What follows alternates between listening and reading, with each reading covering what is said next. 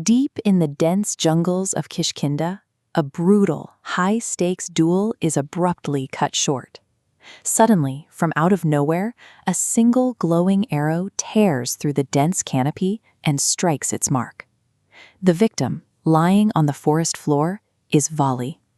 He is a legendary monkey king with the strength of 1,000 elephants. And right now, the only thing keeping him from immediate death is a magical golden pendant resting on his chest.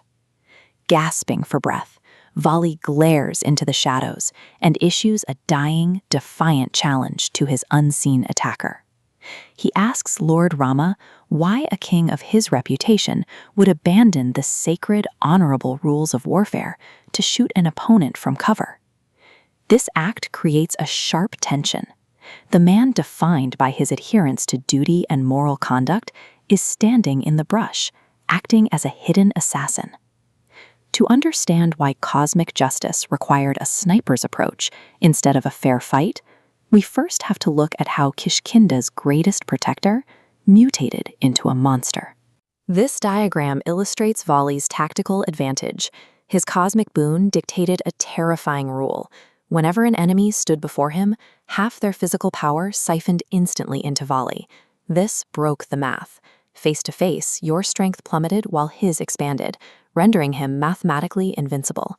Absolute power breeds absolute arrogance. After killing a massive demon, Vali carelessly hurled the corpse miles across the landscape. The demon's toxic blood rained down, polluting the sacred ashram of the sage Matung. The furious sage retaliated with a supernatural curse.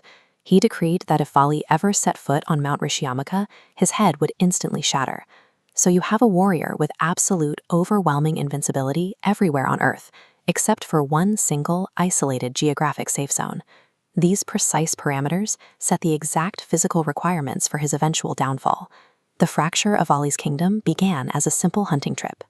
Vali chased a demon into a deep subterranean cave, explicitly ordering his younger brother, Sugriva, to stand guard at the entrance until he returned. Sugriva stood his ground for an agonizing year. His vigil only ended when a thick river of foamy blood began flowing from the cave's mouth, accompanied by monstrous roars.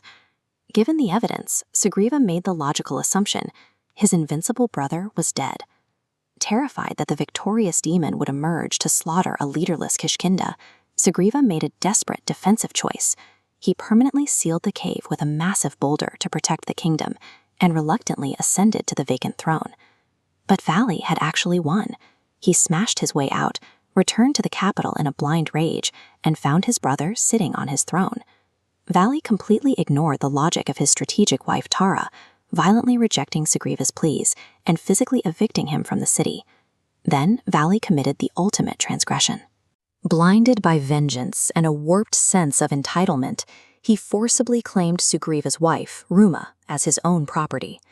What started as a tragic operational misunderstanding had crossed a terrible line. By taking his brother's wife, Vali violated universal moral law, creating a rift so severe it demanded divine correction. Driven into exile, Sugriva fled to the only place Vali couldn't follow, the cursed slopes of Mount Rishyamaka. There he met Lord Rama, who was searching for his own abducted wife, Sita. The two formed a mutual pact to help restore their families. Sugriva was terrified of his brother and naturally skeptical of this new ally, so Rama proved his lethal capability. He casually fired a single arrow, piercing through all 7 trunks of a row of massive salve trees, completely obliterating them. The raw firepower was there, but a glaring strategic dilemma remained. Because of Vali's power-siphoning boon, a direct, honorable duel with Rama would result in mutually assured destruction, or worse, outright failure. The first assassination attempt proved this point perfectly. Sugriva challenged Vali, drawing Vali out of the city. But as the brothers brawled in the dirt, Rama realized he couldn't take the shot. Covered in blood and dust, the two monkeys looked completely identical. Battered and bruised, Sugriva retreated to the mountain. For the second attempt, Rama placed a garland of Gaja Pushpi flowers around Sugriva's neck to act as a target identifier. When the brothers clashed again, Rama aimed from concealment and finally let his arrow fly.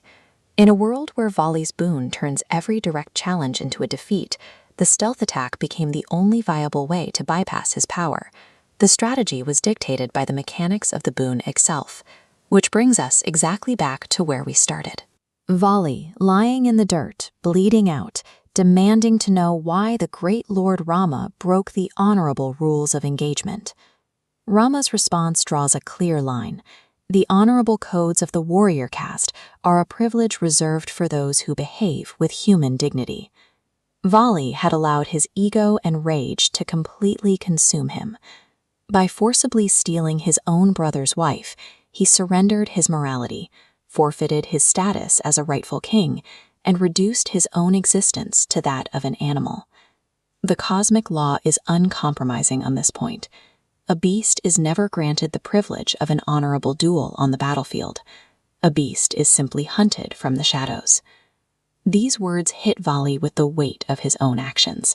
He realizes that by stealing Rama, he abandoned the civilization he claimed to protect, effectively demoting himself from a king to a creature of instinct. This moment of clarity leads him to return Rama and entrust his son Angada to Sugriva, ending his life in a state of quiet atonement. Righteousness operates through moral intent. The execution of justice matters more